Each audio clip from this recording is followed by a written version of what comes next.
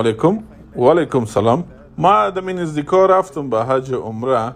ما یگان گفتنیا دارم، میشه که شما راجع به این با ما بگوین.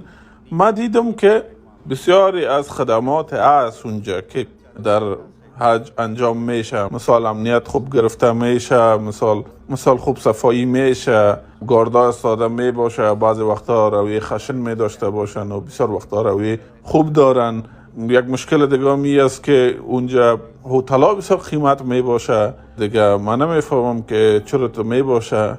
ما فکر میکنم اینطور باید نباشه. حالا ما با دیدن خانه خدا میریم، قدر باید جنجال نبینیم و قدر باید روی خراب نشه امرای مردم، و همچنان هتل‌ها باید قدر قیمت نباشه. این من نمیفهمم که چرا بر ما قدر باید قیمت تمام شوه. این حال یک شخص که پول نداره یا غریب است، خود قدر امکانات نداره که کارا بکنه. پس کدام راه حل برازی فکر شده برازی کارا چیزی که بکنن؟ به خاطر که هر مسلمان حق داره، زن و مرد که در اونجا بره، اما اگر قسم مشکلات ببینه خب از یک رقم مردم دل سرد نشه. و اگه این تمامی کارا از یک راه درست پیش رو زیر یک کنترل باشه، مردم زیادتر استفاده ببره، مفید تمام شوه. کدام توجه صورت گرفته در این کار؟ به خاطر که بعضی از کاراست که باید او کارا نشه در اونجا. من فکر میکنم در یک جای بسیار مقدس مانند مکه. و همچنان اگر شما در اینجا ببینید در هندوستان هم اگر یک جای عبادت می باشه، باز اونا مسافر خانه داره که مردم میتونه اونجا بسیار با پیسه ارزان برن به خاطر همون کارهای مذهبی خود. پس چرا عربستانی کوشش نمیکنه یک رقم بر مردم همی ارزش قائل نمیشه؟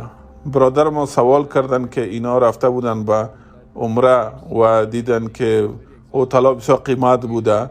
گفته 800 ریال از بسیار قیمت است و بسیار خدمات دیگه است که اونجا مشکل داره در داخل خانه کعبه. گفتن بعضی وقتا مشکلات ایجاد میشه.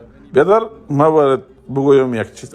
ما با تو موافق هستم که امین نرخا دمو سیزنش که می باشه بسیار قیمت است. در ماه حج بسیار قیمت است و در ماه رمضان.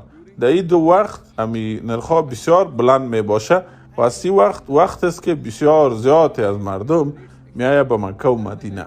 در غیر از او در آف سیزن بسیار ارزان است. در بیخی در جهان فکر کو ارزان است. 800 ریال که تو میگی، ای در جریان وقتایی است که بیروبار است. مگه می هتلایی که در چارده بغل حرم است، ای هم قیمتی ترین هتل است در دنیا، هم ارزان ترین هتل است. 800 ریال هم خیلی چیز نیست که تو رفتی. تو که راجع به 800 ریال میگی، این خیلی چیز نیست که او 10,000 کلدار میشه و هیچ پیسه نیست. مگه تو یک هتل 5 ستاره را بگیری نزدیک به حرم مکه یا مدینه، در آف سیزن خب بیخی ارزان است. در جهان ارزان است بیخی. ما برات میگم تو میتونی که 150 یک کنیم 100 ریال در هتل 5 ستاره باشی، بین به 2000 روپه یا 1000 روپه در آف سیزن، حتی 120. مگم در داخل سیزن 2000-3000 ریال که بسیار قیمت میشه، بسیار قیمت در جهان میشه. خود تو در وقت عمره رفتی، عمره آف سیزن است. مگم اگر تو عمره بری در رمضان، باز اونو وقت در روز آخر از او بسیار قیمت میشه، تا قیمت میشه از حج هم کده، از دوران حج کده. مگم در دیگه وقتای عمره بسیار ارزان است. یک شخص غریب هم میتونه که در هتل 5 ستاره باشه در آف سیزن. بیایم با سوال تو که مشکلاتی که در دوران حج پیدا میشه چرا است؟ اطور از نظر به فکر ما امی امکانات را که عربستان سعودی میته بر حج، ما میگم که به خاطر که امی امکانات است که حتی مردم غریب هم میتونه که حج بکنه. امی امکانات را که میته عربستان، اگر شما ببینین حرمین امکانات را که بر شما میته، تشنابای را که بر شما میته، خب فکر که 2 میلیون نفر اون جمعیه اشتراک میکنن در حج در یک وقت. و امکانات را که اونا میته بسیار سنگ فرشای مقبول است در تشنابا، حتی که مردم در خانه خود ندارن اونجا در تشنابا دارن و بسیار پیسه کم میگیرن. و همچنان به خاطر که می قیمت تکت بالا نره، سبسایدی قبول کرده خود دولت عربستان در مو دوران. و به خاطر که تکتای از ارزان است، تکتای تیاره غیر مسلمان هم امی تیارهش می باشه، اونا مجبور است ارزان بکنه. به خاطر که سعودی عربی خودش را شروع کرده، این حال خودشان تخفیف میده. خب بیایم راجع به مشکلات بیادر. مشکلات با جمع کردن 2 میلیون نفر در حج بسیار زیاد می باشه.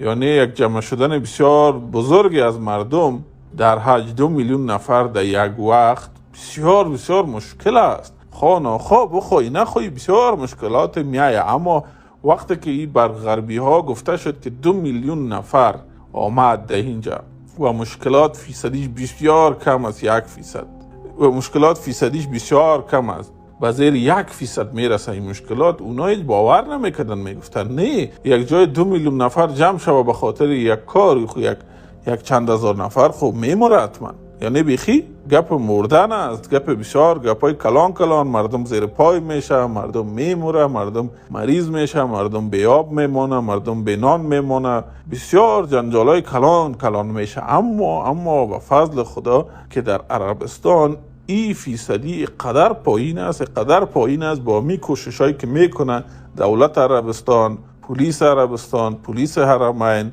مردمشان و امو کسایی که ارگنایز میکنن، مدیریت میکنن این کارا را، قدر اینا ماشاءالله شب و روز کار میکنن در می سیزنا که به خاطر که هم کار ثواب است و اونا از پولش که زیادتر بر ثوابش کار میکنن، به او خاطر هر کس کوشش میکنه که بیشتر بر یکی دیگه کمک بکنه. به او خاطر امی فیصدی مشکلات بسیار زیاد پایین میایه و بالای از این بسیار پول مصرف میشه. اینا رو میایم و میگپ تو که مثلا چرا میگی اوتلا قیمت است؟ خب بیادر حالت راست که اوتلا قیمت است، به خاطر که اگه تو اوتل نزدیک حرم بگیری خب بیوزو قیمت میباشه دیگه. مثلا اگه بودجه تو بس نمیکنه، تو برو یک جای دورتر بگی، یک اوتل یک کم دورتر، امکانات هم هست، اونجا موتر میبره و تو تالم نمیخوری، هیچ کدام گپ نیست، اونجا بگی هیچ برات مشکل خلق نمیشه. حالا خب برای یک اوتل را بگیر 0.5 کیلومتر یا 1 کیلومتر دورتر باشه، چی مشکل است؟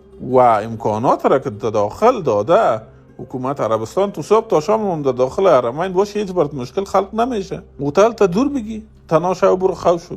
پس امکانات را که دولت عربستان داده، ای زمینه را مساعد ساخته که یک شخص غریب هم بتانه که بیایه به حج. به خاطر که مثلا ببینید پکیجایی که ساختهش ده به 50,000 شما میتونین به حج برین. اگه او تو نباشه، این پکیجا نباشه، 30-40,000 خطر ناتکت تیاره میشه. اگه تو تنها بری بر تو قیمت تمام میشه. مگه اینا میگیرن در گروپ میسازن. خب اگه پیسه زیاد داری، خداوند برات داده، لایق دیده، میتونی بری در هتل 5 ستاره تنها بری، بیخی در طیاره شخصی بری، هر رقم که دلت از بری. مگه ما تو پکیجایی است که بر یک ماه تو رو میبره در اونجا 30,000 روپیه میگیره، روزی 1,000 روپیه میشه. شما میری میخوری مینوشی، اونجا حج میکنی، داخل میگردی، خواب میشی، هتل جای کل چیز بر تو 1,000 روپیه میته. مکه و مدینه و پس میایی. کی میتونه یک چیز بر تو بتگه؟ تو بری امریکا روزی 1,000 روپیه خرج کنی، هیچ چیز هم نمیشه. پس اگه او را با حرم مقایسه بکنی، بر 30 روز کمتر از 1,000 مصرف میکنی، بعض روزا 800 روپیه با شمول سفر رفت و آمد، خوردن و رفتن هتل نزدیک به حرم.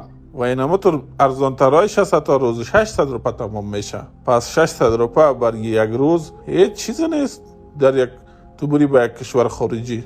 بعضی از مردم هم چی میکنه؟ در حج میرن، پیسهشون خلاص شوه، وسایل خدا مفروشه، دولت هم چیز نمیگه، میگه سعیس میتونی کار کنه، یا ای که امرای خودگان چیزا میبرند اونجا مفروشن.